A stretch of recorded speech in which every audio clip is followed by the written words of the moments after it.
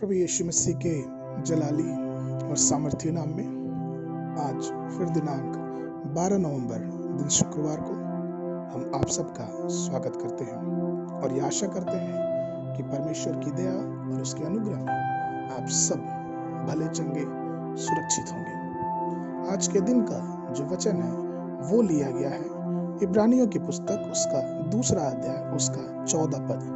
इब्रानियों की पुस्तक उसका दूसरा अध्याय उसका 14 पद। वचन इस प्रकार से कहता है, इसलिए जबकि लड़के मांस और लहू के भागी हैं तो वह आप भी उनके समान उनका सहभागी हो गया, ताकि मृत्यु के द्वारा उसे जिसे मृत्यु पर शक्ति मिली थी अर्थात शैतान को निकम्मा कर सके। इसलिए जबकि लड़के मांस और लहू के भागी हैं तो वो अपने आप को भी उनके समान सहभागी कर दिया।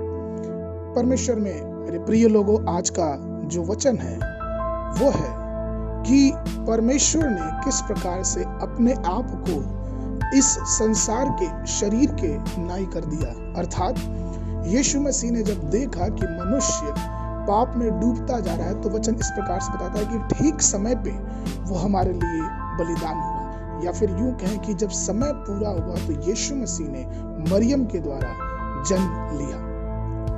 हम इस बात को जानते हैं कि हमारा जो शरीर है वो लहू और मांस से बना हुआ है और ये शरीर जो है वो भौतिक है, और चूंकि ये भौतिक है इसलिए हम हमेशा पाप की दशा में पाए जाते हैं। लेकिन जहाँ आध्यात्मिक चीजों की बात होती है तो प्रभु आत्मा है। वचन कहता है कि परमेश्वर आत्मा है और जितनी भी बातें परमेश्वर से संबंधित है वो आध्यात्मिक चीजें होती हैं। और इसलिए कई बार जिस प्रकार से पौलुस भी कहता है, हमारे शरीर, हमारे जो भौतिक शरीर है उसमें और आत्मा की बातों में हमेशा लड़ाई होती रहती है। और इसीलिए जब परमेश्वर ने देखा कि मनुष्य पाप की दशा में और भी अपने आप को बर्बाद कर रहा है तो उसने हमको बचाने के लिए, मानव जाति का उद्धार करने के लिए अपने आप को यीशु मसीह के रूप में उसने प्रकट किया। और चूंकि उसके पैदा होने से, उसके मारे जाने से और उसके मुर्दे में से जी उठने से हम पापी मनुष्यों का, धरती के सारे इंसानों का उद्धार हो सके, जो उसके नाम पे, जो यीशु मसीह पर विश्वास करेगा। और ये इस कारण हुआ क्योंकि अगर हम ये बोले कि हमको किसी चींटी की सहायता करना है तो हम चींटी की सहायता तब तक नहीं कर सकते जब तक हम उसके समान बनेंगे नहीं। अगर हम मनुष्य होके एक चींटी को अगर हम देखें कि वो किस प्रकार से मुसीबत में पड़ी हुई है और हम कोशिश करें कि अपने हाथों से या फिर अपने कार्य से उसको बचा लें तो ये हमारे लिए संभव नहीं है। इसी प्रकार से परमेश्वर जो पूरे ब्रह्मांड, पूरे गैलेक्सी और पूरे दुनिया का कर्ता धर्ता है, वो एक शक्ति जिसको मनुष्य को बचाने के लिए मनुष्य रूप लेना जरूरी था।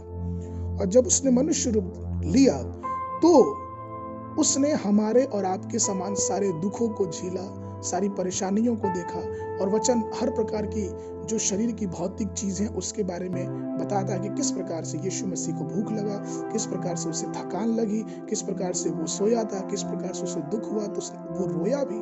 तो आज का जो वचन है वो ये है कि हम जब इस संसार में रहते हैं तो कई बार हम भौतिक शरीर की तरफ देख के अपने आप को ऐसा कह देते हैं कि नहीं, हमसे ये कार्य नहीं हो पाएगा, प्रार्थना हमसे नहीं हो पाएगी, दुआ हमसे नहीं हो पाएगी, आध्यात्मिक चीजें हमसे नहीं हो पाएगी, क्योंकि हम शरीर में हैं। कई मसीहियों का ये कहना होता है कि क्या करें, हम इतने परेशान हैं, कार्य है, सुबह उठो शाम को सोने तक काम काम काम ही रहता है, इसलिए हम आध्यात्मिक चीजों पे ज्यादा ध्यान नहीं दे पाते।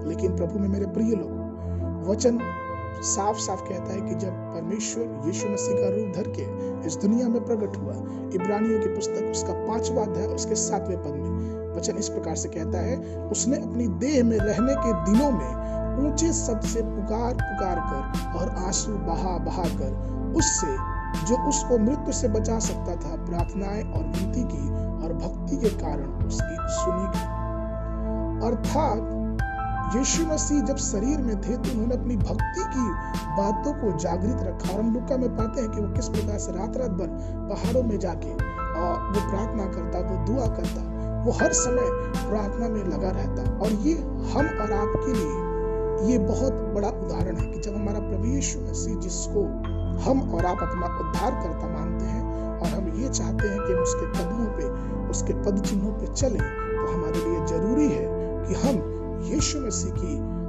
बातों को, यीशु मसीह के जो कार्य हैं उनको भी अपने जीवन में उतारें। कई बार जब लोगों से मुलाकात होती है तो उनका कहना होता है कि ब्रदर हम क्या करें, जैसे हम प्रार्थना करने बैठे हमें नींद आ जाती है और हम प्रार्थना करने में असमर्थ हो जाते हैं, हमारा शरीर बहुत कमजोर है। प्रभु मेरे प्रिय लोगों, मैं आज के दिन याद दिलाना चाहता हूँ कि हम कमजोर नहीं।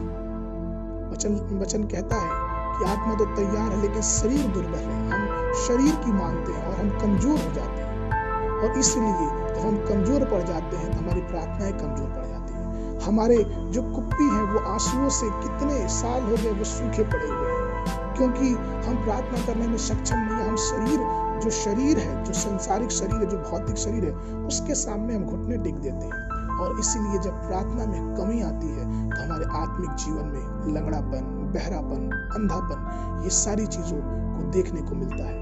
इसलिए वचन कहता है कि जब यीशु मसीह को हमको और आपको उस मृत्यु से निकालना था तो वो शरीर रूप धारण करके इस दुनिया में आया। इसलिए मेरी प्रिय रोमियो की पुस्तक उसका 8 अध्याय उसका 26 पद इस प्रकार से कहता है, इसी रीति से आत्मा भी दुर्बलता में सहायता करता है, क्योंकि हम नहीं जानते कि प्रार्थना किस रीति से करना चाहिए, परंतु आत्मा आप ही ऐसी आहें भर भर कर जो बयां से बाहर है हमारे लिए विनती करता है। ये परमेश्वर की आत्मा है।